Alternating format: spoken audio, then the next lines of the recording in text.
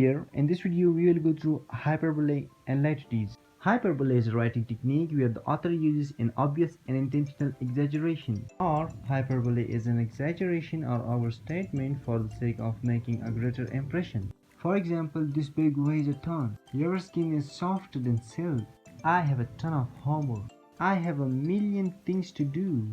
And as we comes to litotes, so it is a figure of speech in a form of understatement in which a sentiment is expressed ironically by negating its opposite. For example, the novel is not bad.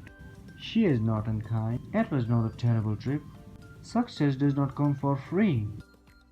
Thanks for watching. Do subscribe us. Bye bye.